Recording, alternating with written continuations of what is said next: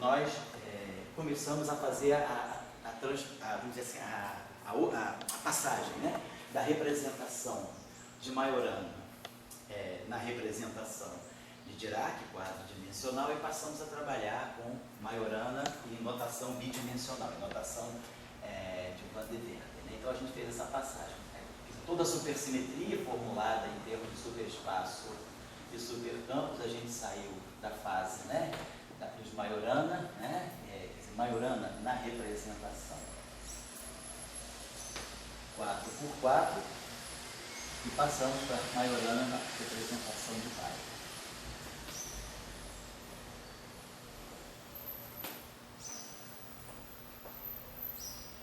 Então essa foi a passagem que a gente fez, a gente entendeu mais ou menos, né, como é que o dicionário funcionava, e aí aqui a gente tinha vamos dizer assim, os nossos geradores de supersimetria, que eram, vamos dizer assim, o que alfa, onde esse alfa ia de 1 até 4, e nós passamos então para o novo que é alfa, né, e o que barrado alfa dó. Então passamos a adotar a notação bidimensional, tá? A mesma coisa aconteceu com as derivadas covariantes daqui, elas passaram para cá com um D alfa, um D barrado alfa dó. Tá certo? Então, essa foi vamos dizer assim, a etapa em que se simplificou um pouco o cálculo do ponto de vista da álgebra espinorial. Claro que aqui a gente está trabalhando com uma classe só de operadores. Aqui a gente desdobra em dois, mas pelo menos os cálculos são bidimensionais e às vezes os detalhes técnicos, assim, rearranjamento de fias, ficam bem mais simples. Eu vou fazer o seguinte, como eu falei com vocês, tem vários livros que vocês podem seguir, cada um pode escolher a sua convenção. Seguir o livro do Vess, Bagger, seguir o livro do Gates, Grisaro, Wojciech Siegel, seguir o livro do Peter West, seguir o livro que eu tinha deixado aqui do Zônios, de Martin Zônios, pode seguir o livro do Van Huysen, tem vários, o review de Faye Ferrara. Eu vou fazer o seguinte, como está mais próximo de nós, eu vou passar para você até que me conseguiu, o Google me conseguiu, a minha tese de doutorado escaneada. Então eu vou passar para vocês o arquivo, né, no e-mail de domingo, amanhã, eu passo para vocês o PDF que o Google me passou, pelo seguinte, não necessariamente para estudar pela minha tese, mas é porque a minha tese, eu dou um roteiro muito claro, e aí vocês podem usar a minha tese como roteiro, mas usar as convenções do livro que vocês quiserem, não precisam seguir a minha convenção. A convenção que eu sigo é a convenção do livro do Grisaro, Gates, Wojciech Siegel. Tá? Então, na minha tese, como a tese foi na CISA, né, foi a primeira tese sobre supersimetria, então eles pediram para eu fazer um capítulo de revisão, botar os detalhes técnicos que outras pessoas estudariam, né? Porque lá na FORA não tem muito estilo de fazer doutorado fazendo revisão. Doutorado não se faz revisão em tese. Mas como era a primeira tese na área, a nossa turma era a primeira turma da CIS, então teve a primeira tese lá sobre de supersimetria, teve uma primeira tese também sobre unificação e Kaluza Klein, que o pessoal estava fazendo na época. Então, essas teses tiveram assim, um certo cuidado de revisão. Então, a minha tese tem um pouquinho esse cuidado de revisão, e aí eu dou vários apêndices com muitos detalhes técnicos, mas baseados na minha convenção para fazer a álgebra espinorial. É normal que, por exemplo, entre a minha convenção, que é do Gates, Grisaro, Wojciech Siegel, vocês possam encontrar sinais menos em relação, por exemplo, à convenção do Vess-Bagger, ou em relação bom dia, ou em relação às convenções lá do Peter West, assim vai. Então eu vou deixar a minha tese de doutorado, amanhã eu vou passar, então é um material de referência, né, que eu já tinha dado para vocês, né, materiais de referência, vou só retomar aqui. Porque agora, eu francamente falando o seguinte, como a gente dá aula de supersimetria, a gente tem que ter cuidado, se a gente está dando aula de supersimetria, ou se a gente passa 2/3 do tempo só fazendo manipulação espinorial. Então eu não quero ficar submetendo vocês aqui numa aula a ficar, levanta índice abaixo, índice passa esse espinor para cá. Isso é uma coisa que todo mundo vai saber fazer, está tudo dado. É só o que eu quero discutir com vocês é o perfil e as características importantes das teorias supersimétricas, como, por exemplo, teoremas de não renormalização, por que a supersimetria, então, ela vai no sentido de diminuir as divergências ultravioleta. Então, materiais de referência, como eu falei com vocês, tem o Gates, Grisaro, Wojciech Siegel, né?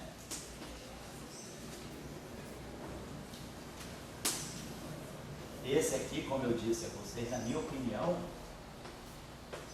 é o melhor material para quem está trabalhando, sobretudo com superespaço e supercampo. A fórmula, eles trabalham o tempo todo com superespaço e supercampo, e eles dão, assim, fazem uma formulação muito limpa. Então é um livro muito bom para consulta de quem está trabalhando. Eu acho que para um primeiro aprendizado, eu não acho ele muito didático. Ele não é um livro com característica didática. Ele é bem organizado, mas ele é mais para quem está trabalhando. Depois, livros com características mais didáticas, por exemplo, é o Westlager.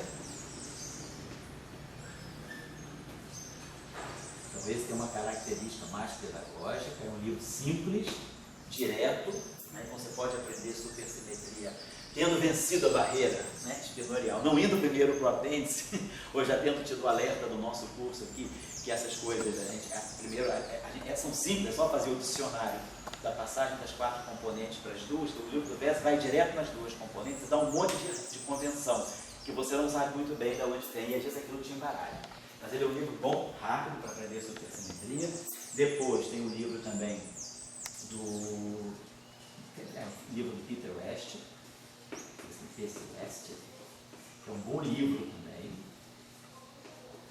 Tem o livro que eu gosto muito também, o livro do professor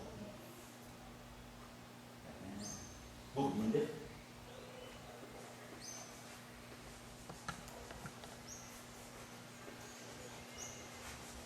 O professor Burguinder tem um livro muito bom de supersimetria. Ele foi o orientador de doutorado do Shapiro. Ele é lá de Tomsk, na SBR, né? O livro do Burguinder é muito bom também para quem quer aprender supersimetria. Depois a gente tem aqui os reviews, né? Temos aqui o Martins Onius, né? Que eu tinha dado para vocês na aula passada, no Physics Reports, de 1985. Aqui, PR Physics Reports.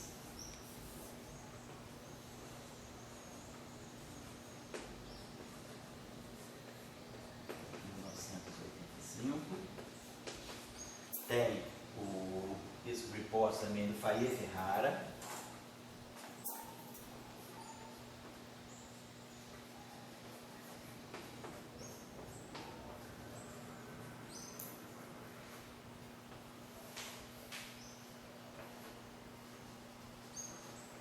Physics Reports 32. É o volume 32.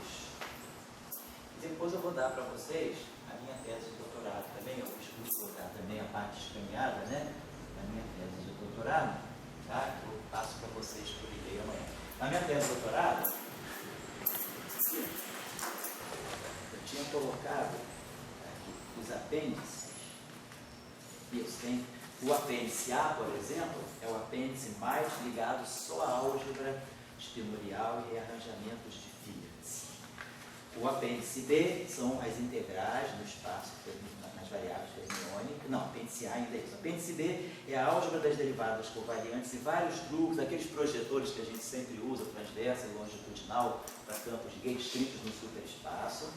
Dou uma série de relações para as funções delta de Dirac no superespaço, as deltas das coordenadas grasmanianas.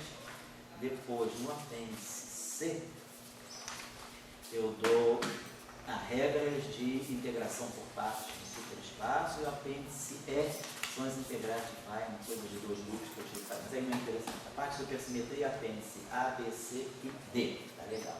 E o capítulo 1, que foi o que pedi para fazer uma revisão mais objetiva, o capítulo 1 é toda a revisão de supersimetria no superespaço. Depois ele começa a parte mais ligada ao meu trabalho mesmo. Então, serve para vocês como referência. Não estou dizendo que absolutamente não é o melhor material, mas ele só está mais assim, terra-terra, né?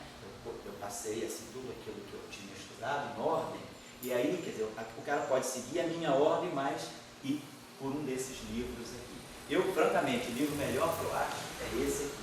Mas se ele for um pouquinho pesado numa primeira leitura, pode passar para o Westlager e depois voltar para ele. Vocês também conhecem aquele artigo, aquele que eu já dei em vários cursos, aí, a referência do Fields, do Ziegler, né? Eu acho que é o melhor livro de teoria de campos que tem. que é, na minha opinião, até melhor do que o Weinberg, né? É o livro, ele publicou nos arquivos, ele nunca fez o livro, ele falou que queria deixar o livro sempre disponível nos arquivos, filmes, e de vez em quando é bom, porque de vez em quando o Siegel faz uma atualização dele, e ele tem também capítulo bom lá sobre supersimetria. Eu acho esse livro aqui excelente. Esse livro aqui é realmente uma bíblia, tá? É uma saroca de 800 e tantas páginas, eu acho, mas ele é muito bom. Então tá certo. Então vocês têm que depois falar. Para quem não estiver assistindo o Professor Global? Professor Global, seria interessante colocar onde achar a tese mesmo. Eu digitei basicamente seu nome lá no Spires e lá no final. Ah, a tese está no Spires? Spires? Ah, não sabia não. Então eu vou passar o link. Se colocar o... Ah, entendi, Guga. Entendi. Tem o link da tese no Spires, não sei. Então deve ter sido a Cissa que colocou, deve ter colocado as teses, não sabia. Tá bom. Obrigado. Eu vou passar essa informação. Então tá bom, boa ideia. Eu vou passar então para quem está assistindo de longe o arquivo da tese pelo Spires. Tá ótimo. Porque ela ajuda nesse sentido, de colocar um pouco em ordem as ideias e fazer os detalhes técnicos, porque tem tanta coisa que a gente pode perder, encher 2 quadros para tirar uma ação. E aí eu acho que é bobagem. Então, o que a gente estava fazendo na aula passada foi basicamente o seguinte: nós tínhamos visto, né, que o supercampo, então, é um supercampo genérico para nós, é uma função das coordenadas do superespaço. Agora, escritas, né, nas coordenadas θ e θ barrado, quer dizer, θ alfa e θ barrado alfa ponto. Né? São as duas componentes, na verdade é a componente left e a componente right de um spinor de Majorana. Então, θ, nosso antigo θ, que era um spinor de Majorana com 4 componentes, na representação de Weyl, desse mesmo spinor de Majorana, ele se quebra em 2, a parte left e a parte right. A parte right nada mais é do que o conjugado de carga da parte left. Quer dizer, o θ, né, de Majorana está aqui, ele pode ser quebrado em θ left mais o θ right. O θ left é esse aqui, e o θ right, por ele ser spinor de Majorana, nada mais é do que o θ left conjugado de carga, que é, na verdade, C, θ left barrado transposto, que é, na verdade, C, gama zero transposto, θ left star, que é menos gama zero, C, θ left star. Então, esse θ left star, quer dizer, que é o conjugado complexo do θ alfa, é esse cara aqui. Então, aqui a gente tem o spinor, a parte lá que estudou no programa. Era só isso que eu queria chamar a atenção. Bom, e aí na aula passada a gente já começou, introduziu o supercampo, vimos que um supercampo genérico, né, ele tem uma expressão, vamos dizer assim, bastante, se eu quiser expandir esse supercampo, eu vou expandir ao longo, em termos de toda essa série, então nós vamos ter termos lineares em θ, termos quadráticos em θ, termos lineares em θ barrado, termos quadráticos em θ barrado. Depois nós vamos ter um termo misto de θ com θ barrado. E é aqui nesse termo misto de θ com θ barrado, que é algo desse tipo, θ, sigma mi, θ barrado, que aparece na expansão do campo vetorial. Quer dizer, esse θ, sigma, θ barrado é para ser entendido desse modo. Θ alfa, sigma mi, alfa dot, θ barrado, alfa dot. Então, isso aqui é o análogo de 4 componentes, a θ, gama mi, né, θ barrado, gama mi, gama 5, θ. Isso aqui não é a forma de Weyl dessa confusão, só para lembrar, tinha isso aqui. Na verdade, quando a gente fez a expansão em 4 componentes, como foi originalmente concebido por Salan-Strasdy, o campo de Gauge ele aparece com essa expansão, que a gente precisava, na verdade, era isso, C-1, gama mi, gama 5, que é a combinação antissimétrica. Aí aparece, agora, passando isso aqui para a notação bidimensional, a gente cai nisso aqui, só para lembrar disso. Bom, aí a gente falou, então esse supercampo, ele é amplo demais, ele contém campo vetorial. Então, se nós quisermos nos concentrar, nos restringirmos só a matéria, então, quer dizer, esse campo S aqui, ele é super abundante, ele contém campos de matéria,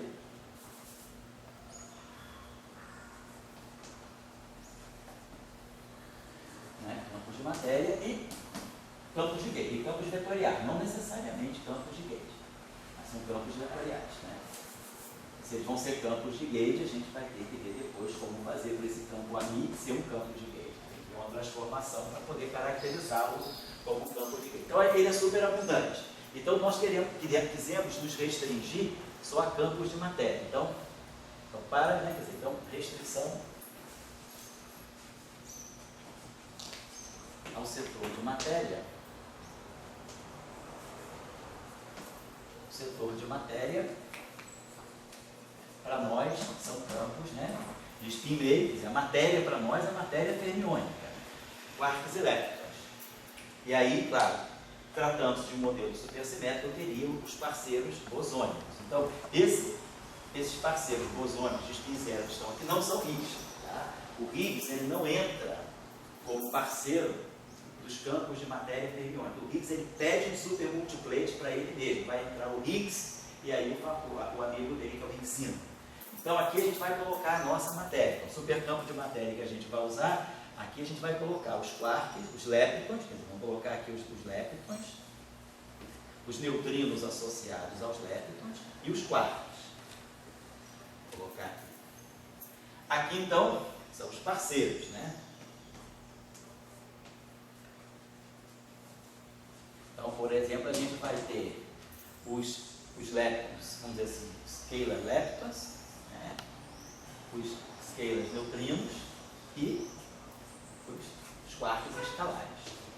Então, são os parceiros escalares daqueles campos de matéria, né, fermiônica. Agora, se a gente quiser introduzir, vai precisar introduzir, né, quando você vai fazer um modelo padrão, vai fazer pelo menos um modelo eletrofraco, a gente precisa introduzir o setor de Higgs. Aí o setor de Higgs vai pedir também um campo que tenha só spin zeros no meio. Então a gente vai colocar o setor de Higgs, então vai ter um supercampo, né? Então, por exemplo, vamos colocar assim, tem um supercampo de Higgs, vamos colocar assim. Então esse supercampo de Higgs ele vai ter que pegar o Higgs e os parceiros, né, de spin meio. Então os parceiros, aqui seria, vamos dizer assim, que a gente chamaria do setor de Higgsino, são os parceiros fermiônicos do Higgs. Então o Higgs, tudo bem? O Higgs pede um setor e os férmions de matéria pedem outro setor. Mas todos supercampos de mesma natureza, representações de supersimetria que não chegam até o spin 1, elas ficam concentradas, né, restritas ao spin 0 e ao spin meio. Então na aula passada eu tinha dado uma relação, né, que era essa relação aqui. Eu tinha dito que a nossa derivada de alfa, né, a derivada em relação às coordenadas θ alfa, a gente tinha definido assim, derivada em relação a θ alfa. E aí tem que ter cuidado. A gente introduz uma espécie, né, de um abaixador e levantador de índice no setor fermiônico, que é dado pela matriz, né, epsilon, alfa, beta, a matriz epsilon, alfa, beta, as matrizes de antissimétricas, tipo I, sigma, Y, que vem exatamente da passagem dos 4 dimensões para a representação de vários. Então isso aqui tudo surge automaticamente. Mas aí a gente tem agora um cuidado de abaixar e levantar índices no setor espinorial, coisa que não tinha na formulação de Salange-Traciti, que era uma formulação de férmions quadridimensionais, então não tinha nada de abaixar e levantar índices. Agora, na representação de Weyl, a gente criou, né, quer dizer, também não precisava, mas a gente criou um modo de fazer as coisas mais concisamente, introduzindo um operador que abaixa e levanta índices. Então, essa derivada covariante é colocada assim, e aqui aparece algo do tipo sigma mi, alfa, beta dot, beta barrada, beta dot, dmi. Então era essa a nossa derivada. E aí a gente mostrou na aula passada que tinha uma relação de comutação, que essa derivada podia ir para uma representação onde ela mede só a variação em relação à θ, a dependência interna. Então nós tínhamos algo desse tipo assim, exponencial, θ, sigma, mi. Até vou botar abreviado, vou botar assim, ó, θ, sigma, θ barrado e derivado. Então isso aqui significa θ alfa, sigma mi, alfa, beta dot, θ barrado, beta dot, contraído com I de mi. Tá? Então estou colocando assim. Aí esse operador aqui, atuando nessa derivada de forma adjunta,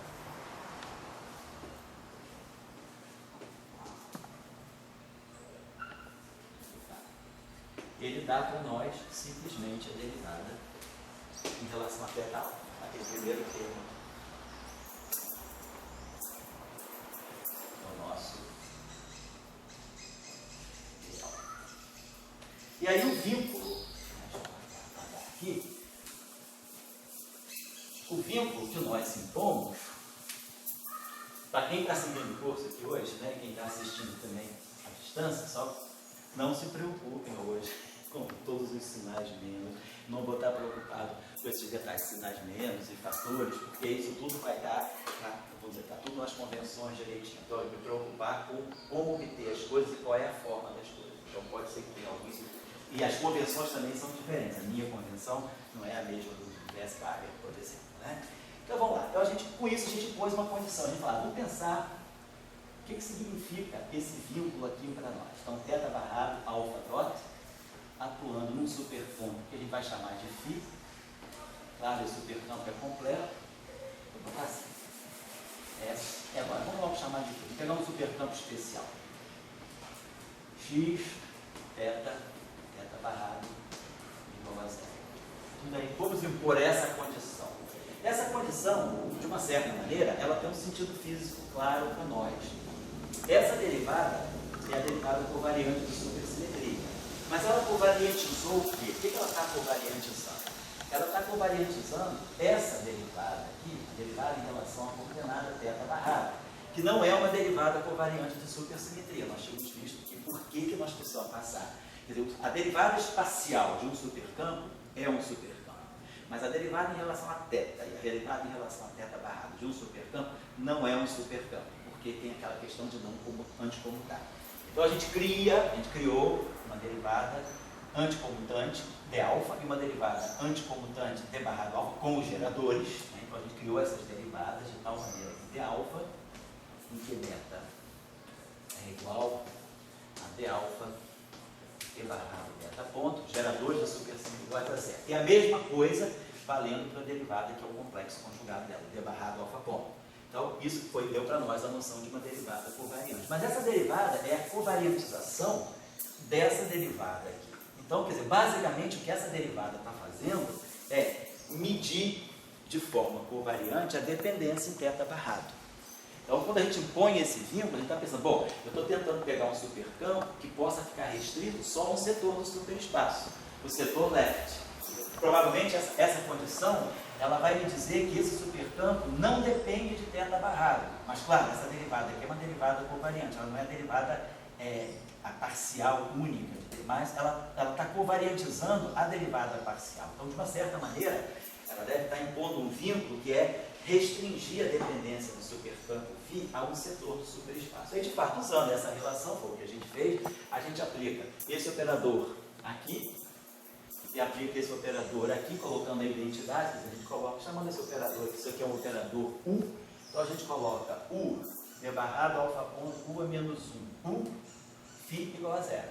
Então a gente mostra que essa condição aqui, usando aquela relação, essa condição aqui vira assim, d barrado alfa ponto, quer dizer, derivada em relação a θ barrado, de, então, botei aquele operador aqui, botei o menos aqui e o mais aqui. Então, isso que virou aqui sobrou exponencial, θ, sigma, θ barrado, d, atuando em φ. Isso tudo aqui tem derivada zero. Então, a derivada desse objeto todo aqui é zero. Então, agora ficou mais claro para nós que realmente esse objeto aqui é um exponencial de θ, sigma, θ barrado e d, φ, não depende de θ barrado. Então, isso aqui eu posso expandir colocando, vou usar a notação da minha tese, um campo complexo Z, mais uma parte que é linear em θ, ela não depende de θ barrado. Então, ela vai ter aqui, ela vai ter θ, por exemplo, θ alfa, vamos dizer aqui um campo de psi alfa, e vai ter aqui um θ2, aí a gente já sabe, a gente definiu θ2 como sendo o meio de θ alfa, θ alfa. Por que a gente coloca o meio de θ alfa, θ alfa? Porque isso aqui seria o meio de θ1, θ1, mais o meio de θ1, θ2. Mas quando eu abaixo 1, ele vira θ2. Ele vira menos θ2. Então isso vai ficar menos o meio de θ2, θ1. E quando eu abaixo 2, ele fica menos o meio de θ1, θ2. Então, θ2, θ1 é menos θ1, θ2. Aqui são as duas componentes do θ.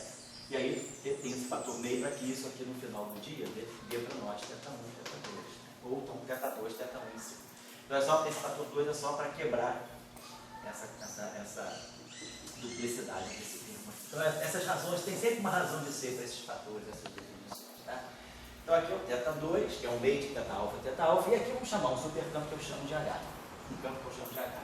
Então, se esse campo aqui é um escalar de Lorentz, né? Então esse objeto aqui é um escalar, esse objeto aqui é um término, e esse objeto aqui é um escalar. Esse objeto aqui está no setor left, né? Então, para obter um escalar, esse objeto aqui tem que estar no setor left, porque se esse término aqui está na representação meio zero do grupo de Lorentz, e esse objeto aqui é um escalar, eu só consigo formar, a partir da representação meio zero, eu só consigo formar um escalar de Lorentz se eu tiver meio zero.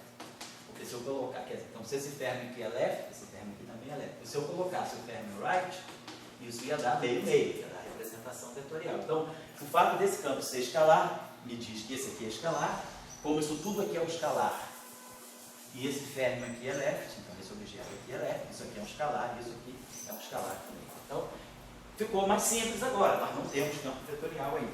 E aí eu posso agora, claro, multiplicar essa exponencial para cá, trago essa exponencial negativa para cá, deixa eu botar aqui, e aí executo essa expansão. Então, na verdade, a gente obtém que o nosso φ de x, θ barrado, é essa exponencial menos θ, sigma, θ barrado, e d, e aí atuando aqui em z, vou botar assim direto, mas θ psi, subtende o produto escalar, θ alfa, θ barrado, θ alfa, psi alfa, e aqui um θ2h. E aí agora, é claro, vamos expandir essa exponencial. Essa exponencial vai ser, o primeiro termo dela é a identidade. O segundo termo dela é menos θ, sigma, θ barrado, derivado. E depois, o outro termo é isso aqui ao quadrado. Mas aí, usando os rearranjamentos de Fields, né, isso aqui vai dar, na verdade, um termo que vai dar θ2, θ barrado ao quadrado da Lambertiana. Só fazer isso aqui é fácil. Isso aqui vai ser θ alfa, sigma mi, alfa beta dot, θ barrado, beta dot. Que multiplica, isso aqui é ao quadrado. Então vai ficar aqui um θ gama, sigma mi, gama, delta dot, θ barrado, delta dot. Aí dmi, dmi. Aí, claro, faz θ alfa, θ gama, tá? θ epsilon alfa beta, θ2. Θ barrado beta, θ barrado delta ponto, vai dar θ barrado ao quadrado e um epsilon. Aí esse epsilon vai subir daqui, esse epsilon vai subir daqui, vai dar um traço de sigma mi, sigma mi, sigma mi, sigma mi, que é delta mi, que vai produzir o da Lambertiana. Então, isso aqui me dá um θ2, isso aqui me dá um θ barrado ao quadrado, e aqui vai aparecer o traço de sigma mi, que vai me dar 2 vezes delta mi, que vai ter isso aqui. Os fatores vão se cancelar, então está Lambertiano.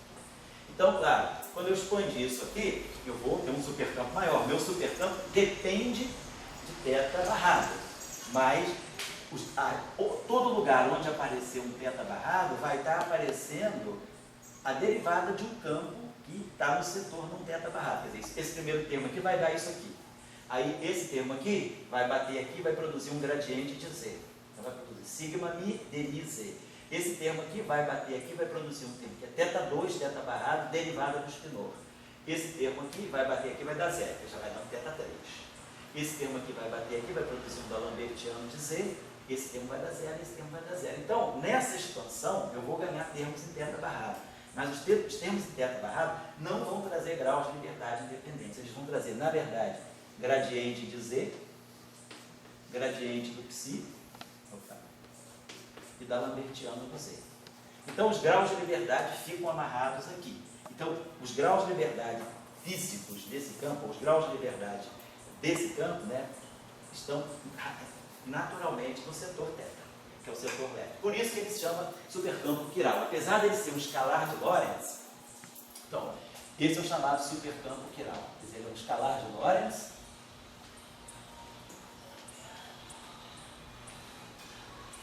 mas ele é chamado de supercampo quiral porque ele restringe, né, os graus de liberdade dele ao setor quiral left do superespaço. Ele é supercampo quiral porque ele está só, ele é definido pelo setor left. Claro, então, que aí a gente vai ter o supercampo antiquiral, que vai ser o contrário dele, vai ser d alfa, e aí essa relação é simplesmente botando aqui menos, botando aqui mais, e fazendo essa relação aqui com d barrado alfa ponto, eu botei aqui d barrado alfa ponto, né? Eu acho que é d alfa, né? Eu tinha feito, tá certo, então essa aqui vem com o contrário, posso apagar aqui. Então, nós estamos fazendo, né, a decomposição dos supercampos usando esses chamados vínculos que são covariantes. Quer dizer, se d barrado alfa ponto φ é zero, qualquer transformação de supersimetria, que é a variação disso é epsilon q mais epsilon barrado q barrado, como essa derivada, quando eu atuar com essa derivada aqui em cima disso, essas derivadas aqui, essa derivada aqui, a gente commuta, quer dizer, a derivada desse supercampo também se transforma como um supercampo. Tá? Então é só para mostrar que a necessidade de introduzir essa derivada é só para fazer o vínculo covariante. Muito bem, então a gente já tem o supercampo quiral e o supercampo antiquiral. Deixa eu só colocar uma coisinha aqui para vocês. Então suponhamos que eu tenho um supercampo que é quiral. Então a gente faz essa relação d barrado φ igual a zero. Se eu tirar o conjugado complexo dessa relação, eu vou ter d alfa φ barrado igual a zero. E esse barrado aqui significa complexo conjugado. Nessa notação bidimensional, a gente sempre usa o barrado como complexo conjugado, não como o estar. Então, tem essa relação aqui. Se esse supercampo aqui, por acaso, for real, então suponhamos que ele seja quiral, então automaticamente ele vai satisfazer essa condição que seja real. Então, se ele é real, φ barrado é igual a φ. E aí o que eu posso fazer? Eu aplico essa relação aqui, aplico um d beta aqui, e aplico aqui eu tenho, vamos dizer assim, eu chamo, isso aqui é a mesma coisa que isso. Então eu posso botar aqui um d beta e posso botar aqui um d barrado alfa dó. E aí soma essas duas relações. E aí a gente vai ter o comutador de duas derivadas covariantes. O comutador dessas duas derivadas covariantes é algo do tipo d alfa, d barrado beta ponto, dá o anticomutador, aliás, soma as duas relações. Isso aqui me dá um sigma mi, alfa beta ponto, d mi. Então, isso aqui, essa relação, estaria me dando isso aqui, sigma mi, alfa beta ponto, d mi, se esse campo é real, né, φ igual a zero. Claro que eu posso multiplicar essa relação aqui por um sigma mi, pegar o traço e botar assim, sigma mi, alfa beta ponto. E aí isso vai me dar um traço, que vai ser um delta, e aí, quer dizer, multiplicar essa relação por ela, contrair com isso, me dá um delta de mini, vai então no fundo, no final de tudo, vai me dizer que dmi de φ igual a zero. E aí esse supercampo não tem derivada espacial. Então ele não vai servir para descrever nenhum grau de liberdade dinâmica, porque os campos que estão aí não dependem das coisas de x'. Então esse vínculo, se a gente quiser aplicar o vínculo de quiralidade, ou o vínculo, né, de antiquiralidade, para um supercampo, vou botar aqui, eu tenho então aqui um supercampo diferente. Esse aqui é o quiral e esse é o antiquiral. Então, se um supercampo quiral é real, ele vira constante. Se um supercampo antiquiral é real, ele também vira constante. Então, o vínculo de quiralidade não é compatível com o vínculo de realidade. O supercampo é quiral e real, ele acaba sendo constante. São dois vínculos muito restritivos quando colocados juntos, né? E a mesma coisa para o antiquiral. Então, a gente vai sempre trabalhar com supercampos quirais e antiquirais que são complexos. Então, primeiro a nossa observação, né, é que os supercampos quirais, então são todos esses casos. Normalmente, quando a gente fala supercampo quiral e antiquiral, está implícito, até que seja dito em contrário, que eles são escalares de Lorentz. São supercampos escalares de Lorentz com vínculo de quiralidade ou com vínculo de antiquiralidade. são complexos. Então, eles são complexos. Vou colocar assim. Eu acho que Léo tratou disso quando fez o caso N-igual a 2, né, Léo? Acho que no caso N-igual a 2 você acabava impondo vínculo tipo quiralidade, não era? Agora, eu posso pegar um supercampo quiral que não seja escalar de Lorentz. Então, por exemplo, vamos dizer que a gente pega um supercampo quiral que tem essa estrutura assim, φ-alfa. Então, a gente já sabe que a estrutura de um supercampo quiral é exponencial de θ, sigma, θ barrado. E aqui então eu vou fazer a expansão, se ele é supercampo quiral, ele não depende de θ barrado, só depende de θ. Então, eu vou expandir isso aqui. A primeira componente dele, vamos dizer assim, seria um psi-alfa. Depois eu teria aqui mais um θ beta, eu colocaria aqui um objeto do tipo, sei lá, T alfa beta.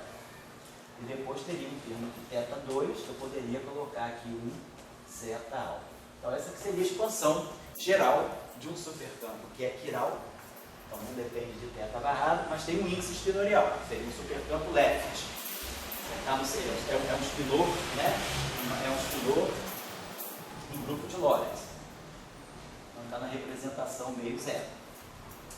E aí a gente começa a ver, esse cara aqui então é um espinor leve. Então esse aqui é um férmio, espinor é um meio zero.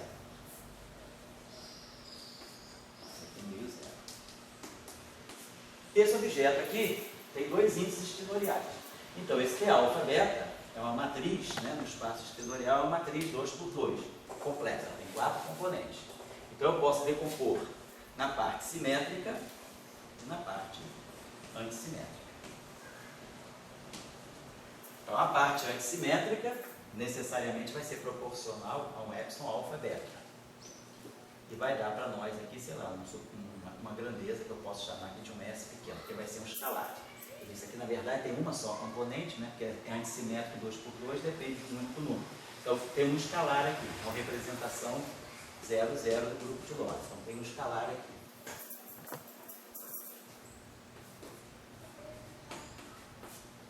Agora, tem a parte simétrica. A parte simétrica é simétrica 2×2, tem 3 componentes. O que é simétrico em alfa beta que a gente possa ter? Alguma coisa que seja simétrica nos índices espinoriais. Seria, então, essa matriz sigma mini, quer dizer, o comutador, né? Quer dizer, quando a gente pega os geradores, né? Vamos pegar o sigma mini do grupo de Lorentz, as matrizes sigma mini, elas são antissimétricas, né? Mas aí temos aquela relação, deixa eu botar aqui, C, sigma mini transposto, C menos 1, lembrando lá da álgebra de Friedmann. C, sigma, que é o comutador de gama mi com gama ni, né? Então, C, sigma mini, né? Isso aqui vai ficar C, gama ni transposto, né? Vai ficar, então, menos sigma mini. E aí, então, se eu multiplico essa relação aqui por C menos 1, né? Se eu multiplico essa relação por C menos 1, eu vou ter aqui menos C menos 1 sigma mini. Então, essa relação aqui, isso aqui eu posso escrever como sendo C menos 1 sigma mini transposto. Então, isso aqui é sigma mini transposto vezes C a menos 1 transposto. Mas a matriz C a menos 1 é antissimétrica, então aqui tem um sinal menos. Então, essa matriz C a menos 1 e os comutadores de gama mi com gama ni dá uma matriz simétrica. Essa matriz simétrica agora vai ser escrita na representação de Majorana. Então é só lembrar que o sigma mini, se vocês se lembram bem, ficava sigma, sigma barrado, né? Que a representação da matriz gama era 0, sigma barrado, sigma 0. Então quando eu faço a mistura de duas, né? Eu vou botar aqui sigma barrado mi, 0, sigma barrado mi, sigma mi 0. Então isso aqui vai ficar 0, vai ficar sigma barrado mi, sigma mi 0. 0, sigma mi, sigma barrado mi. Aí eu vou fazer menos, né? O contrário, vai ficar menos, aí vai ficar aqui sigma mi, sigma barrado, menos sigma barrado mi, sigma mi. Então a gente vai gerar aqui exatamente a versão 2×2 dessa matriz aqui, que é diagonal. Então esse aqui é a matriz, essa matriz sigma barrado mi, sigma mi, alfa, beta, aí essa matriz aqui, ela vai ficar só no setor elétrico, porque o extintor elétrico está aqui, que é o setor alfa, e o setor beta ponto está aqui. Então, como essa matriz, que é o comutador, já fica diagonal na representação de vai, então essa matriz aqui, que é sigma barrado mi, menos sigma barrado mi, sigma mi, ela naturalmente vai ter índices alfa, beta, ela só vai conectar left com left, e essa aqui só vai conectar right com right. Então, essa matriz aqui é simétrica. Então, na verdade, o que está acontecendo aqui é que a parte simétrica no espaço exterior, eu estou fazendo meio zero com meio zero, e simetrizando. Então, o que eu tenho aqui, na verdade, seria sigma mi, sigma barrado mi, sigma mi, menos sigma barrado mi, sigma mi, alfa, beta. Então, como isso aqui é antissimétrico em mi, você está me pegando um tensor antissimétrico em mi. Então, eu tenho um tensor, e como isso aqui é simétrico, tem só 3 graus de liberdade, tem só 3 componentes, eu estou pegando, na verdade, um TMI teria 6 componentes. Mas isso aqui automaticamente está me fechando isso aqui na representação no zero.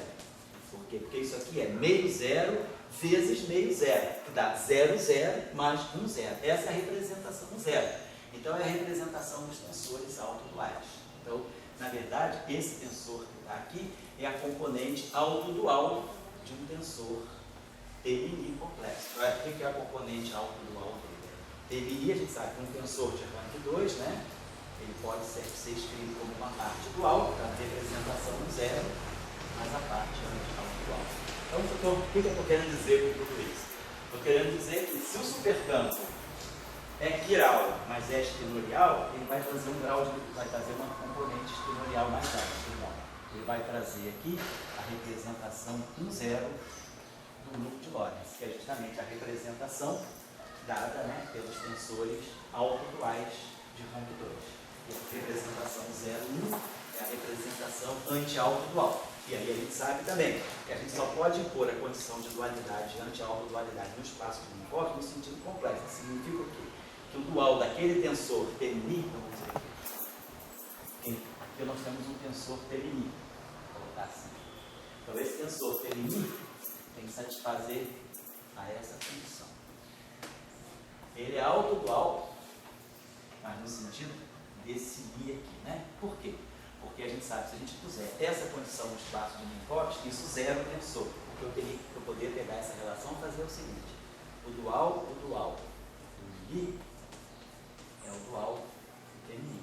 Mas se o dual do TMI é igual ao próprio TMI, eu teria que o dual do dual seria TMI. Só que no espaço de Minkowski, o dual do dual, ele dá menos TMI. Então, se nós impusermos essa condição de dualidade no espaço de Minkowski, esse tensor aqui dá zero. Então, eu não posso impor a condição de autodualidade assim, por causa desse sinal menos, que é o dual do dual no espaço de Minkowski, ele dá menos 1. Ele tem uma anti-involução. Então, o que a gente pode impor, por exemplo, é essa condição. Que o dual do TMI seja I vezes TMI. Isso pede, então, que o tensor seja complexo. Aí, se eu tirar o dual aqui, eu vou ter menos TMI. Aí, eu vou ter aqui I tetil ini. Mas o tetil ini é I. Então, isso aqui vai ficar menos TMI. Então, eu tenho que menos TMI é igual a menos TMI. Eu não ganho nenhuma inconsistência. Então, essa condição eu posso impor. Então, eu estou dizendo isso. Esse tensor que mora aqui, na verdade, é um tensor T, ini, antissimétrico de rank 2, que tem essa característica. Ele satisfaz essa relação. Então, mas aí eu já introduzi tensores de um rank mais alto. Então, esse supercampo ele pode ser interessante depois, mais à frente, se nós quisermos trabalhar com campos tensoriais antissimétricos. Então, o supercampo quiral espinorial, ele já me leva um pouquinho mais acima, ele já me tira do setor só de matéria. Então, já teria um campo extra aí. O que eu vou fazer com esse campo antissimétrico? Eu vou usar como campo de gauge? Vou usar como campo de matéria? Nós desenvolvemos uma atividade aqui, apareceu no final da década de 90, até com o Silvio, com o Sorella lá, quando o Sorella era postdoc aqui. A gente desenvolveu, o Silvio desenvolveu com os meninos dele, trabalhava com ele Vitor Lemes, Luiz Carlos e Luiz Cláudio. Eles foram na direção desses tensores antissimétricos de matéria. E nós aqui fomos na parte supersimétrica, lá com o Álvaro Nogueira, e com um argentino chamado Hugo Christiansen, a gente trabalhou. Então, nessa época do grupo, o Sorella e a gente, o Sorella estava levando a coisa no sentido do campo bosônico, e nós estávamos levando a versão supersimétrica. A tese de mestrado do Álvaro Nogueira foi sobre isso. Então, a gente estudou com certo detalhe esse supercampo para poder trabalhar, que tinha um trabalho de dois autores, né? Agnev e Chisov. Esse trabalho aqui, esse trabalho teve uma certa repercussão na época.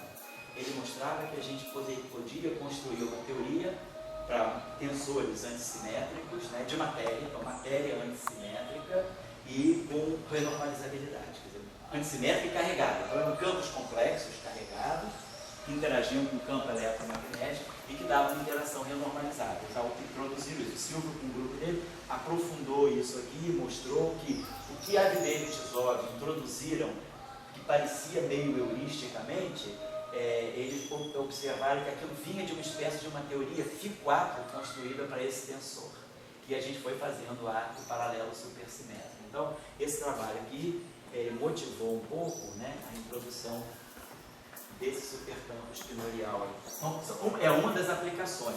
Outras aplicações é pensar, por exemplo, né, em modelos de gauge, duas formas de gauge. Então, a gente pode usar esse supercampo para ter duas formas de gauge, né, que a gente depois vai dar um caráter, né, de campo de gauge. É isso aqui. Por enquanto é um campo antissimétrico, mas aí a gente pode introduzir a transformação de gauge que caracteriza um campo antissimétrico, né, Dennings-Simi menos Dennings-Simi. Então, pode-se dar a esse campo um caráter também de campo de gauge. Então, eu só estou colocando que esse supercampo pode ter interesse em algumas situações, mas no modelo padrão ele não é relevante. Então, a gente foi para os supercampos quirais e antiquirais, né, que vão ser importantes para nós, são todos escalares lóricos. Tá? Né? Então, os supercampos quirais são complexos, né, e são escalares lóricos. Que vai dar para nós o que a gente precisa do setor de matéria.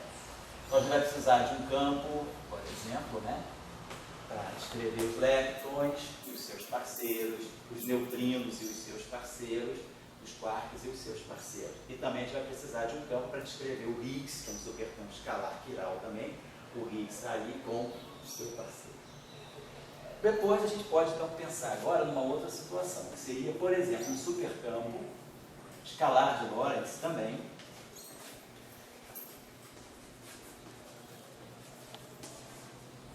na real. Então vamos lá. Um supercampo escalar de Lorentz na real. A gente chama de V, a notação padrão é V, porque ele é chamado de supercampo vetorial. Vetorial porque ele vai conter um campo vetorial. Mas ele é um campo escalar de Lorentz. Mas fazendo a expansão interna, então a gente vai ver. O primeiro termo é um termo independente de θ, tá? C de x. Depois eu vou ter um termo linear interno. Então eu vou ter aqui, por exemplo, θ alfa e um zeta alfa. Como esse campo é real, eu vou somar. A parte linear em θ barrado tem que ser o complexo conjugado desse. Para ele poder ser real. Então eu estou pegando esse campo, mas o seu conjugado complexo. Então, automaticamente a componente θ barrado, ela não está introduzindo uma componente nova por causa do vínculo de realidade, porque senão eu escreveria assim, colocaria esse termo linear em θ barrado, poderia me dar aqui um outro estudo novo, mas aí eu perderia quando eu tirasse o conjugado complexo do primeiro, eu não ia obter o segundo, e nem vice-versa. Então, para garantir a realidade, esse campo é real, se eu tirar o conjugado complexo de V, C está igual a C. O conjugado complexo disso aqui, então, vai ser esse cara aqui. Então, esse campinho aqui, na verdade, ele tem a componente left dele, é o zeta alfa. A componente right dele é o zeta barrado alfa dot, ou seja, é o conjugado complexo do zeta. Então, esse campo necessariamente é um campo de Majorana. Então, na notação de Salan, Strasse de, isso aqui seria um θ barrado zeta. Seria um θ barrado zeta no sentido quadridimensional, onde zeta é um espinor de Majorana e θ é um espinor de Majorana. Mas quebrando essa composição aqui em duas componentes, eu ganho isso, mas isso para a parte left desse, para a parte right desse e vice-versa, né? θ dá para uma zeta, né? Então tá certo, deixa eu apagar isso aqui. Então, é a primeira componente. Depois a gente pode ter uma componente que é quadrática em θ. Então posso botar aqui um θ2 n. O campo componente n de x. Mas aí agora eu tenho que pegar o conjugado complexo dele. θ barrado ao quadrado, aí vai ter que ser o n está, para poder garantir um vínculo de realidade. Então nós já exploramos o termo independente de θ, o termo linear em θ, o termo quadrático em θ, o termo quadrático em θ barra. Né? Agora a gente precisa ir para os termos que são mistos. Né? Então agora eu posso introduzir aqui esse termo. θ, sigma mi, θ barrado. Então aqui, vamos colocar, posso colocar aqui um vetor, que aí vai ser real. Tiramos o conjugado complexo desse cara aqui, para que θ barrado, sigma barrado e θ, mas aí devido à erriticidade das matrizes sigma, esse cara aqui é real, e aí aqui eu ganho supercampo real. Agora eu posso introduzir um termo que seja, por exemplo, já tem linear nos dois. Agora eu posso pegar um termo que seja quadrático em θ, algo assim, θ barrado, alfa dot, e aqui o lambda barrado, alfa dot. Posso pegar agora termos cúbicos. Mas termos cúbicos não podem ser cúbicos só em θ ou cúbicos só em θ barrado. Tem que ser cúbico misto. Então eu posso ter um termo quadrático em θ barrado e, claro, a vice-versa, θ barrado ao quadrado θ. Mas aí o conjugado complexo dele, devido à condição de realidade, vai ser θ barrado ao quadrado, θ alfa, lambda alfa. E depois o termo final, que é quádrico. θ2, θ barrado ao quadrado b.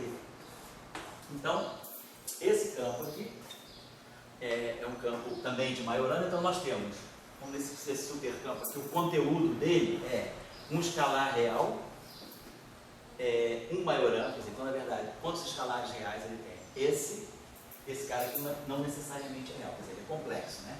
Mas eu tenho, quer dizer, n, então reais, eu tenho C e D, são supercampos reais. Depois eu tenho n remistar, que é um par complexo. Então, na verdade, no final do dia eu tenho 2 escalares reais aqui, 2 escalares reais aqui. Então, tem 4 escalares reais. Depois, nós temos o campo ami, que é o campo, vou botar aqui, é o ami, certo? Tem 4 componentes reais também. E depois o par de estridores de Majorana, certo? E lambda são Majoranas. São Majoranas, mas que estão decompostos, né, nas suas componentes quiral e antiquiral. Então a gente tem aqui então eu tenho 8 componentes reais no final do dia, que cada Majorana, né, tem 4 componentes reais, 2 componentes, quer dizer, tem 4 componentes complexas, né, 4 componentes complexas, mas sujeitas à condição de realidade. Então me dá no final do dia 4 componentes reais. No fundo é isso aqui. As 2 componentes complexas que estão aqui, zeta1 e zeta2, elas estão aqui. Então aqui me dá 4 reais mais 4 reais aqui. Então tem 8 componentes reais aqui. Aqui nós temos 4 componentes reais.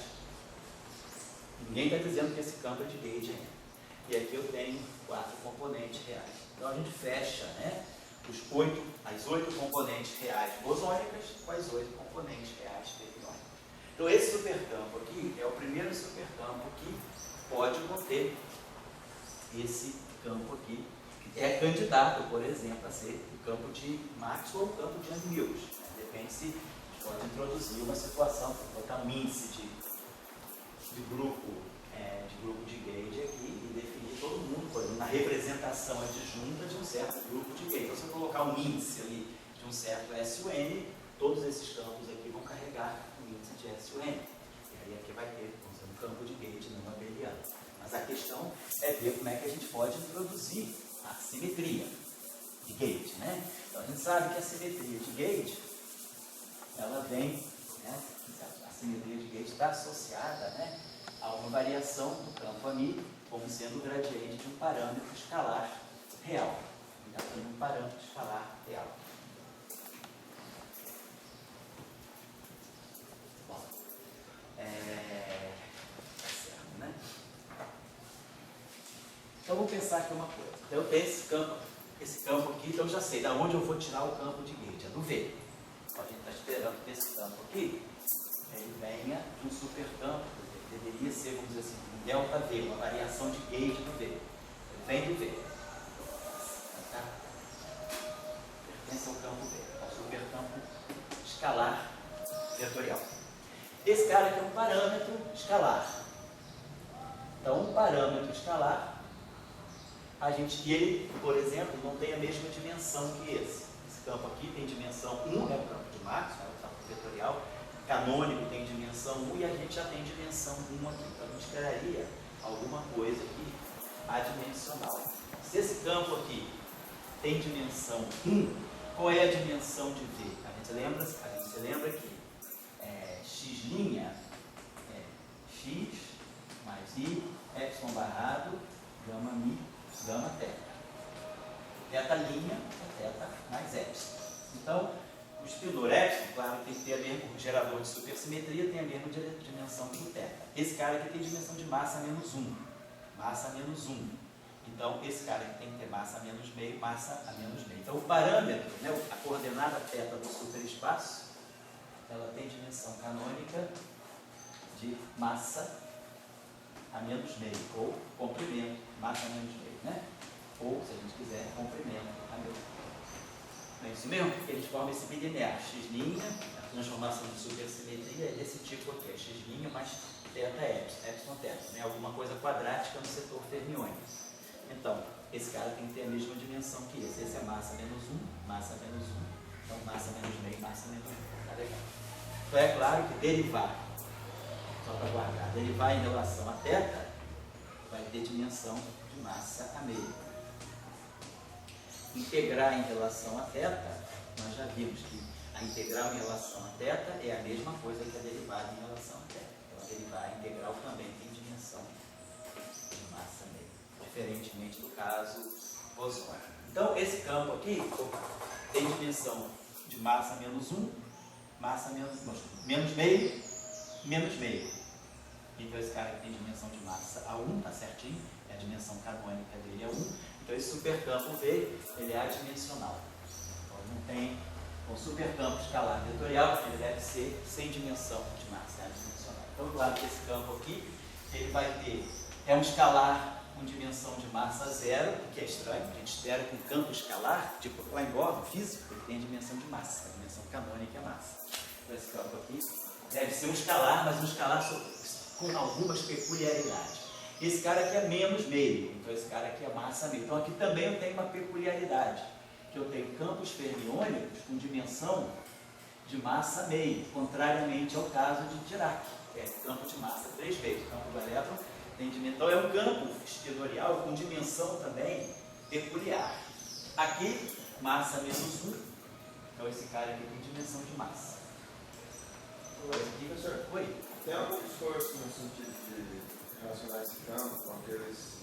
Elcos. O elco tem dimensão meio? Não, acho que o elco tem dimensão 1. O elco tem dimensão 1. Mas se eu não me engano tem um espinor que eu juro que agora tem dimensão de massa meio. De massa meio. Então, por exemplo, poderia ser aí. Você não pensa no... Acho que não era o elco. Não era o elco, não. Uma outra classificação. Uma outra, tá certo. Tem elco, maiorano e tem uma outra coisa. Então, esse deve ser aqueles espinor classificar lá pelo Lunesto, né? Isso. Então, por exemplo, poderia ser, porque é um espinor com dimensão canônica massa meio, que é diferente, não é a dimensão canônica usual. Esse cara aqui tem dimensão de massa, massa menos 1, massa menos 1, massa, beleza. Então, esse aqui já poderia ter, talvez, uma certa importância. Esse cara aqui tem dimensão de massa 1, vou colocar. Aqui, massa menos 1, massa menos 3 vezes. Então, esse aqui tem dimensão de massa 3 vezes. Esse aqui é um bom candidato, então, ao férmio físico. Vamos dar. Esse aqui tem dimensão, esses dois aqui, né? Massa a 3 vezes. Esse. E esse aqui é um escalar, aqui é massa menos 1 é um escalar com dimensão de massa ao quadrado. E também, nosso amigo aí, o nosso tenor aí da ópera, das vassouras. Ele tá bom hoje. E aí tem até uma terça menor aí, duplo sertanejo. Aí você fez ponte, uma terça abaixo. Cadê a cara dele?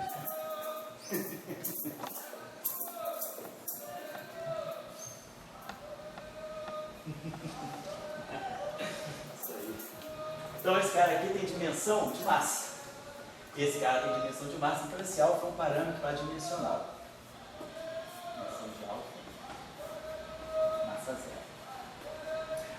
olhadinha no nosso supercampo quiral. Nossa expansão do nosso supercampo quiral. Ele ficou assim, para a gente lembrar bem. Ele tem uma componente complexa, uma componente fermiônica e aí outra componente aqui escalar complexa. Aí ele vinha com θ, sigma, mi, ele vinha com alguma coisa que era θ, sigma, mi, θ barrado, dmi do z. Aí ele vinha com esse termo aqui, produzir um termo que era do tipo θ2, θ barrado, vamos dizer assim, dmi psi. Estou só colocando esquematicamente, tá? Depois ele vai ter, quer dizer, quando ele vinha daquela fator exponencial, que é θ, sigma, θ barrado, d. Então a gente expande esse exponencial, é 1 mais a parte linear e depois mais a parte quadrática. Né? Então esse 1 aqui atua em todo mundo, depois esse cara aqui vai atuar nesse, vai dar esse θ2, esse termo aqui vai dar 0, e depois vai ter o θ2, θ barrado ao quadrado, está lambertiano. Então só para lembrar, a estrutura do nosso supercampo quiral é essa. Então, se o nosso supercampo quiral vai descrever alguma coisa que realmente deveria ter algum sentido físico, né? Quer dizer, aqui, se a gente quer, alguma coisa que possa estar ligada ao campo de Gauge, então o que a gente pode observar é o seguinte: no supercampo quiral, eu encontro a derivada de um campo complexo, de um campo escalar, de um parâmetro escalar, digamos. Eu não vou elevar esse campo φ agora à categoria de campo, ele é parâmetro. Eu vou ter que ter um supercampo que no superespaço carregue aquilo que deve ser um parâmetro de Gauge, de uma transformação tipo abeliana, só para a gente ter uma ideia. Então, se eu pegar um supercampo, né, quer dizer, essa relação aqui, ela é uma relação que tem que conviver no superespaço. Então, para eu ganhar, se eu quiser fazer uma transformação de Gauge no V, quer dizer, uma transformação de Gauge que vai ser lida no supercampo e que vai se repercutir no campo componente, especialmente esse aqui, como um AMI mais dmi alfa, então, para eu poder fazer uma transformação, eu tenho que estar trabalhando no supercampo o tempo todo. Então, eu espero que meu parâmetro de Gauge também viva dentro de um supercampo. E aí eu estou dizendo, nós já temos um elemento onde buscar esse supercampo, esse parâmetro de Gauge, associado ao supercampo, que é o supercampo quiral. Só que esse campo é complexo. Então, se esse parâmetro aqui for usado aqui, esse parâmetro é complexo. Mas V é real. Então, e se eu somar, por exemplo, se eu somar esse φ a esse V, aquela componente dmz, ela vai entrar exatamente aqui. Então, parece que tem uma chance de fazer a transformação de Gauge no meu campo, supercampo V, jogando em cima dele um supercampo quiral, porque aquela componente que é o gradiente de um escalar, ela vai entrar exatamente aqui, por causa da expansão do meu campo φ. Só que esse meu campo é complexo, o V é real. Mas aí a gente pode pensar, né? Aí eu acho que aqui, né? Tem um I, né? Naquela exponencial tem um I, então aqui aparece o I. Então eu tenho I vezes isso aqui. Então, se eu somar a esse campo, ou subtrair desse campo o conjugado complexo dele, eu vou estar produzindo alguma coisa aqui que vai ser, tirar o conjugado complexo disso aqui, é menos I, θ, sigma mi, θ barrado, dmi z estar. Então, eu vou estar somando a esse campo aqui, eu vou poder somar, se eu subtrair, eu vou estar somando a esse campo aqui o z mais z estar.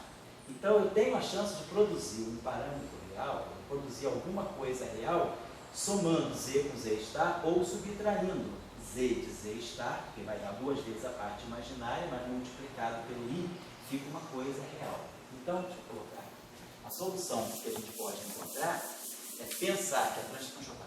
Então, a ideia é essa, é pegar campo quiral ou antiquiral, que vai ser quem acomoda um parâmetro da transformação de Gauge. Nesse caso, uma transformação ainda abeliana. Não estamos falando de caso não abeliano ainda. Então, o ideal seria a gente pensar o seguinte, que se eu quero dar a mim o status de um campo de Gauge, eu tenho que, então, para que a mim, né, se a gente quiser que a mim opere, né, como um campo de Gauge abeliano, né, a gente vai ter que buscar uma transformação. Quer dizer, essa transformação, então, para ele ser um campo de Gauge abeliano, então, V tem que ter, ou tem que ter, deve-se impor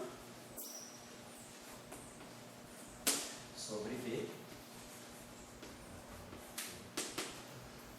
uma transformação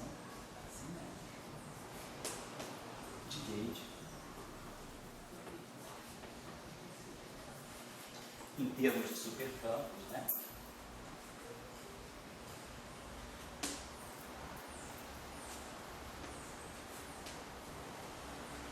Que em componentes que analisado ou decomposta é analisado em componentes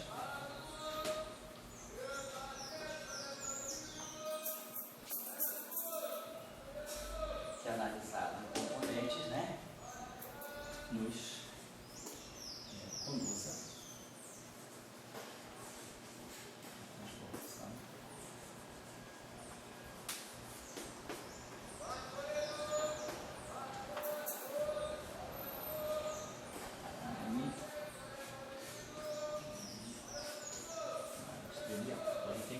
e a gente já entendeu que o setor vetorial do supercampo quiral tem essa característica. Isso aqui.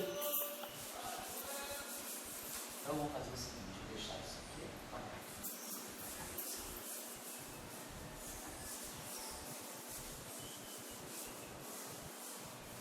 Então vamos fazer o seguinte aqui, né? Se a gente impuser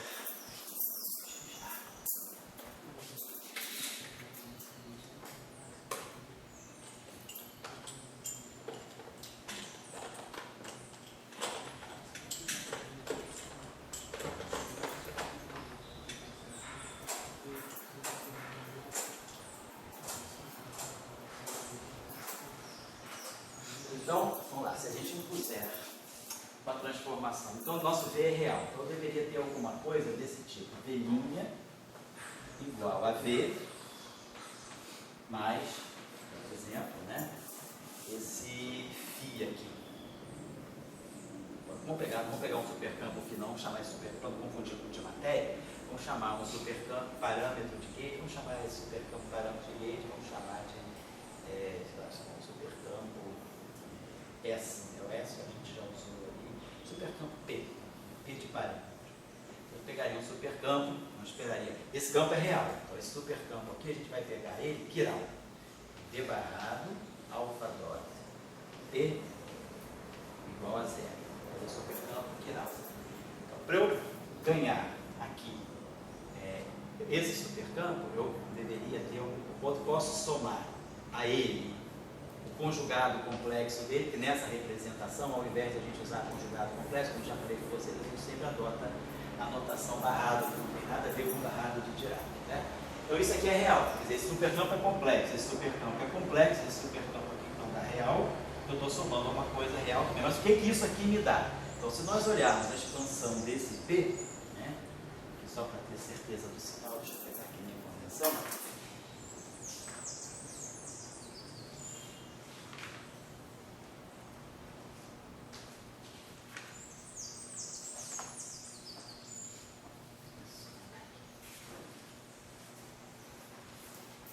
Só para pegar. Então, a gente vai expandir esse supercampo. Ele tem a componente, então vamos dizer que ele seja alfa, então ele vai ter aquela exponencial, θ,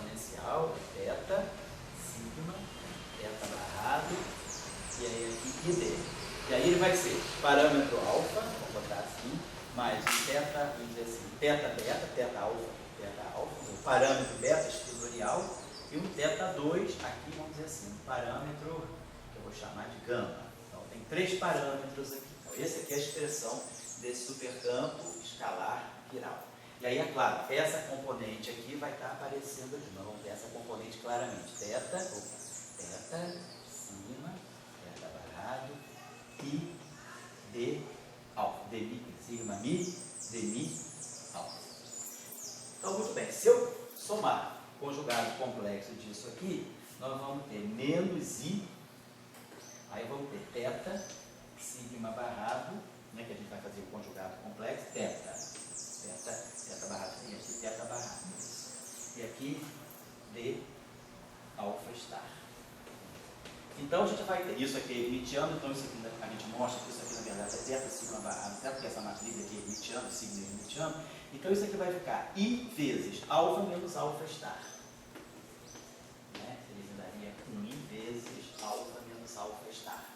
Então a gente, com isso aqui, a gente obtém que isso aqui é uma parte puramente imaginária, alguma coisa que é puramente imaginária, ele pode dar para nós aqui uma coisa que é real. Então a gente poderia pegar esse supercampo, né, fazer essa transformação, né, e colocar desse modo aqui. Tem duas maneiras de se colocar. Ou a gente coloca isso aqui, ou a gente pode colocar assim, e já trazer o I para cá, e botar aqui menos P menos P barrado. Eu, normalmente o que é adotado é isso aqui. A gente define a transformação do campo de Gauge dessa forma. V' é igual a V mais I. É uma questão de ou fica P mais P barrado, ou I, P menos P barrado. Isso aqui me dá justamente a parte imaginária, vezes o I me dá uma coisa real. Então aquele parâmetro de Gauge que está aparecendo para nós lá, o dmi alfa, o alfa na verdade vai ser na verdade, o que eu estou chamando de parâmetro de Gauge alfa lá, vai ser, nessa nossa notação, vai ser o alfa menos alfa star. Então, aqui, vai aparecer para nós aqui, vai ser a parte imaginária do alfa menos alfa star. Vou botar aqui a parte imaginária, não, porque o I já foi elevado em conta.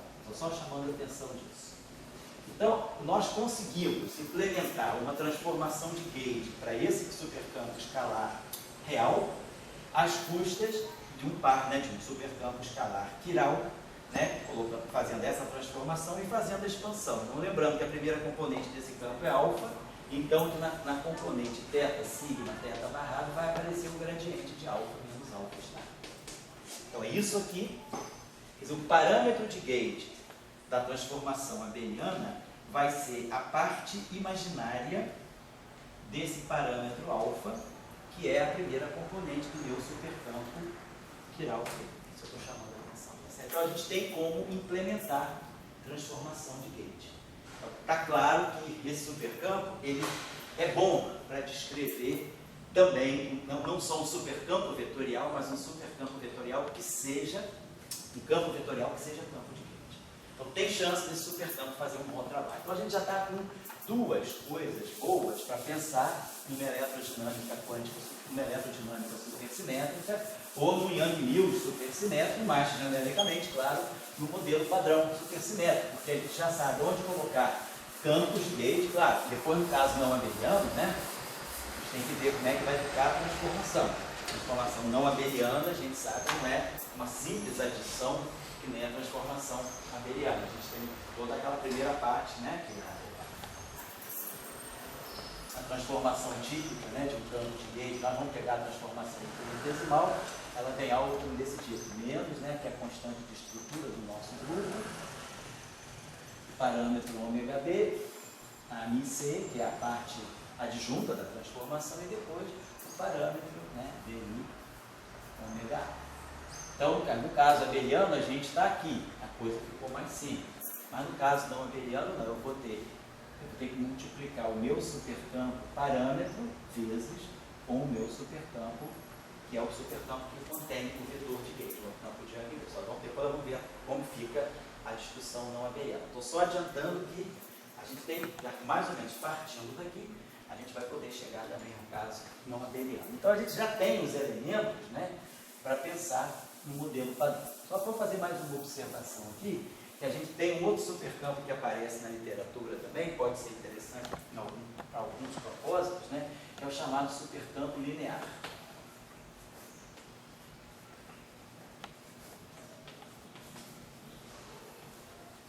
Então, esse supercampo linear ele satisfaz a esse vínculo aqui, seria algo desse tipo. D barrado ao quadrado, L de x θ barrado igual a zero. Então, de novo, ele agora está medindo, na verdade, né, a derivada covariante quadrática. Isso aí deveria corresponder a uma derivada em θ barrado ao quadrado. A gente já sabe o que fazer. Isso aqui, na verdade, para nós é D barrado, alfa dot, D barrado, alfa dot. Vamos escrever isso aqui de forma assim, completa. Aí a gente pode fazer aquela nossa famosa transformação. A gente bota aqui aquela exponencial, que ela é elevada, que eu vou chamar de um operador U. Aí, claro, coloca aqui U a menos 1, U. Aquele operador que faz a passagem, né, do D barrado, D de teta barrado, que é a derivada parcial mesmo. E aqui a gente faz a mesma coisa. Coloca U a menos 1 e aqui coloca 1. Aí a gente já sabe que essa operação U, D barrado, alfa dot, U a menos 1, nos dá D barrado, alfa dot. Essa aqui vai me dar o D barrado, alfa dot embaixo. Isso aqui vai me dar L1 vezes 0. Isso aqui é igual a 0. Então a gente consegue levar isso aí para uma representação onde esse operador U, atuando no supercampo L, não tem dependência quadrática em teta barrado. Então ele está me dizendo que aquela exponencial, aquele operadorzinho U que nós trabalhamos, vezes o meu supercampo, ele vai ter que ser uma expansão que não tenha termo quadrático em teta barrado. Então ele vai ser alguma coisa também, vamos colocar assim, do tipo Z, vai ter termo linear em teta, pode ter termo linear em teta barrado, teta barrado, assim, então vai ter um termo linear em teta, termo linear em teta barrado, pode ter termo quadrático em teta, teta 2 aqui, vou botar aqui um F, campo F. Aí agora ele pode ter termo linear em teta barrado, ele só não pode depender de teta barrado ao quadrado. Então eu posso ter um termo aqui que seria teta sigma, teta barrado, e aqui é um supercampo, quer dizer, alguma coisa vetorial, vou chamar de W. E ele pode ter até um termo teta 2. Pode ter teta 2, teta barrado, e aqui um espinor, vamos dizer assim, zeta barrado. Então essa é a expansão que eu tenho para esse supercampo. Claro que depois, para tirar o L, é só multiplicar por aquele fator exponencial, que vai simplesmente introduzir derivadas nos campos que aqui já estão.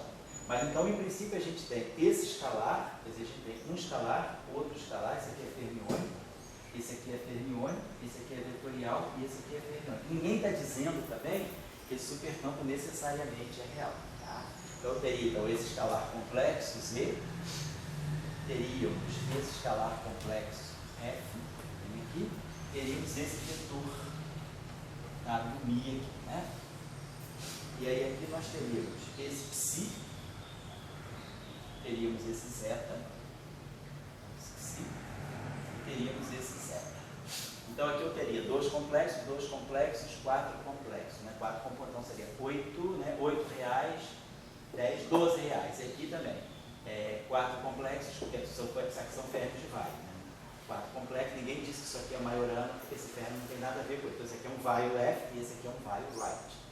Então esse aqui é 2 componentes reais, 4 componentes reais, 2 complexos, 4 reais, 4 reais, 4, então está 12, 12. Então essa é a estrutura desse supercampo linear. Ele introduz então para nós também um supercampo W, um campo vetorial W, que será que vale a pena colocar como campo de gauge ou não? A comparação com o nosso D, por exemplo, aqui, é que aqui eu tenho um férmion de Majorana com dimensão 3 meios. Então isso aqui pode representar um férmion realmente físico. Então se a gente atribui a esse campo aqui o sentido de fóton, esse campo aqui que deveria fazer o papel do que a gente chamaria de fotinho. Esse campo aqui não tem chance, porque ele é um espinor de dimensão meio. A dimensão canônica dele é meio. Então nesse supercampo aqui, o ideal seria eu pensar que o AMI vai ser meu campo de gauge, então ele pode estar representando o fóton, e eu vou tomar esse meu campo lambda, que é um espinor de Majorana, formado pela parte left e pela parte right, que é o conjugado complexo da parte left, então ele é Majorana, eu vou pensar que esse cara aqui seria o fotinho.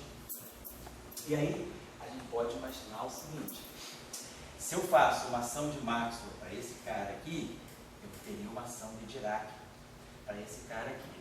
O termo que eu vou ter, o termo supersimétrico, para poder formar o Lagrangiano de Maxwell e poder formar o Lagrangiano tipo Dirac, que é o Lagrangiano de Majorana, eu tenho que ter alguma coisa que é quadrática em D. Como esse campo D aqui, ele já tem dimensão canônica, né?